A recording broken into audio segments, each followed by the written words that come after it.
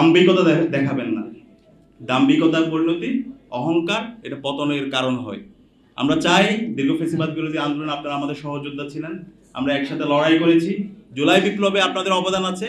সুতরাং বিগত সময়ে আপনারা যে কমিটমেন্ট দিয়েছেন সংবিধান সংস্কার জন্য, আপনাদের যে প্রস্তাবনাগুলো ছিল, জাতির যে প্রস্তাবনা, সে প্রস্তাবনার আলোকে নিজেদের সবাইকে সাথে নিয়ে রাষ্ট্র গঠনের এই প্রক্রিয়ায় সবাই ঐক্যবদ্ধভাবে কাজ করেন।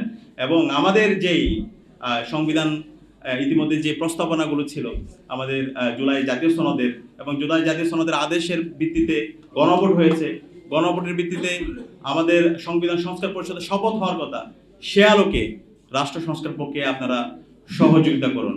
আমরা একই সাথে বলতে চাই, এই জুলাই বিপ্লবের এখানে আমরা যারা সম্পৃক্ত হয়েছি, এখানে সবাই রাজনৈতিক দলের, তারা শুধু রাজনৈতিক দলের অংশ না, এখানে সর্বস্তরের নাগরিকরা, সর্বস্তরের ছাত্ররা সবাই এখানে সম্পৃক্ত হয়েছে। একদম স্কুলের শিক্ষার্থী থেকে শুরু করে একদম যারা প্রবীণরা আছে, সর্বস্তরের মানুষরা এখানে সম্পৃক্ত হয়েছে।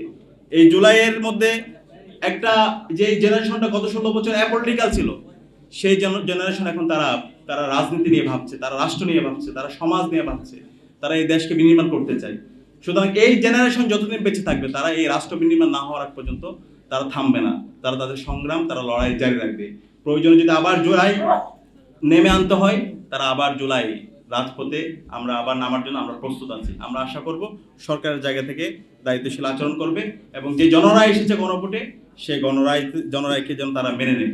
এই জুলাই একটা বিপ্লব, আমরা এটাকে বিপ্লব বলতে চাই। অনেকে এটাকে বিভিন্নভাবে আজকে আমরা দেখতে পাচ্ছি, এটাকে এমনভাবে ফ্রেমিং করছে জাস্ট একটা আন্দোলনের মতো, যে বলশেবিক বিপ্লবের মাধ্যমে আমরা দেখতে পেয়েছি পুরো একটা রেডিক্যাল চেঞ্জ।